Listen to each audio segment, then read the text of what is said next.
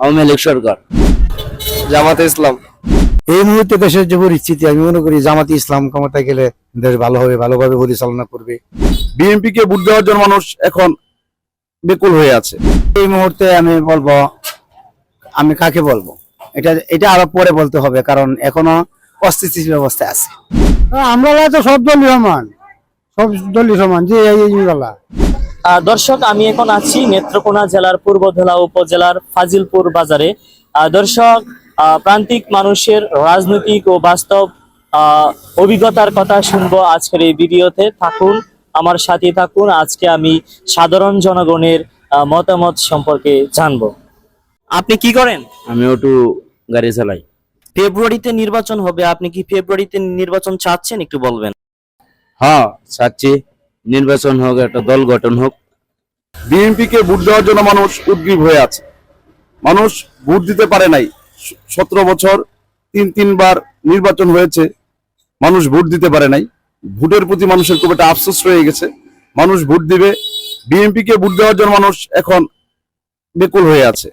আগামী নির্বাচনে কোন দল ক্ষমতায় আসলে ভালো হবে দেশের জন্য? জামাতে ইসলাম। জামাত ইসলাম কেন? আমরা মুসলিম, আমরা ওটা পছন্দ করি সবচেয়ে বেশি। হ্যাঁ, যদি ফেব্রুয়ারিতে নির্বাচন হয় তাহলে দেশ সুন্দর হবে, একটা স্থিতিশীল জায়গা চলে আসবে। নির্বাচন না হওয়া পর্যন্ত এই দেশে সুন্দর একটা পরিবেশ ফিরে আসবে না। এই দেশকে যদি আবার সুন্দর একটি জায়গা নিয়ে যেতে হয় তাহলে নির্বাচন প্রয়োজন আছে। কোন দল ক্ষমতায় আসলে দেশের জন্য ভালো হবে? এটা এই মুহূর্তে আমি বলবো, আমি কাকে বলবো এটা আরো পরে বলতে হবে, কারণ এখনো অস্থিতিশীল অবস্থায় আছে। একজন এরকম কথা বলছে। এই ব্যাপারে আমি এখনো আমি সদুত্তর দিতে পারবো না। উপদেষ্টা আসিফ মাহমুদের নামে চাঁদাবাজির নাম উঠেছে। আপনি একজন সাধারণ জনগণ হয়ে এই বিষয়টি আপনি কিভাবে দেখছেন?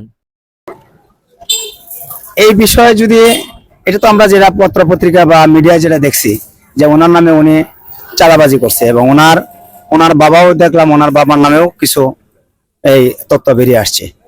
তা এটা যদি হয়, এটা তো কামনা করি না আমরা, একটা সরকারের থেকে তারা চাঁদাবাজি করবে।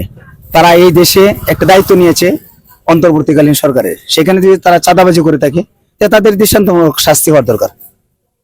নতুন যে দল ঘোষণা করেছে তারা কি ক্ষমতায় আসতে পারবে? না, ইম্পসিবল। এটা এখনো তো নিবন্ধিতই হয় নাই। এখন আমার ব্যক্তিগতভাবে বলছি, আমরা যারা সাধারণ মানুষ, ওনারা তো এখনো নিবন্ধনই পান নাই। পাওয়ার পরে এই দল গঠন করবে, তারপরে সারা বাংলাদেশে তাদের এই 300 আসন বন্টন করতে হবে। সেই পর্যন্ত তো অনেক সময় অপেক্ষা করতে হবে। তাহলে যে আমি নির্বাচনের কথা বললেন, তখন তো আমি নির্বাচন আশা করতে পারি না। তখন তাদের চিন্তা করতে হবে যে তারা ক্ষমতায় যাবে।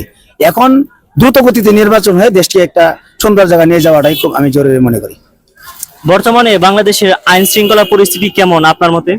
আমি যেটা দেখলাম, আইন শৃঙ্খলা 5 আগস্টের পর, 24-এর 5 আগস্টের পর আইন শৃঙ্খলার অনেক অবনতি, যেখানে কেউ কাউকে মানছে না, অনেক অবনতি। সেটাকে উন্নয়ন করার জন্য আমি স্বরাষ্ট্র উপদেষ্টা যিনি আছেন, উনি শুধু কথাই বলে যাচ্ছেন, কোনো কাজে মানে ওনার কোনো কথাই দেখা যায় শুনছে না। এইদিকে সবচেয়ে বড় ব্যাপার হলো আইন শৃঙ্খলা অনেক অবনতি করছে। মব যেটা হচ্ছে 5 আগস্টের পরে কিন্তু এই শব্দটা আমরা এই প্রচলিত হচ্ছে পাচ্ছি আমরা, যে মব হচ্ছে এই দেশে। ওইটা হচ্ছে একমাত্র ওই যে আগে বললাম যে আইন শৃঙ্খলা অবনতির কারণেই আজকে এই মব হচ্ছে। আইন শৃঙ্খলা কঠোর হলেই মব এখানে থাকবে না। তাই ধন্যবাদ আই নিউজ বিডির পক্ষ থেকে আপনাকেও ধন্যবাদ আই নিউজ বিডির পক্ষ থেকে আমাকে সাক্ষাৎকার নেওয়ার জন্য। ধন্যবাদ।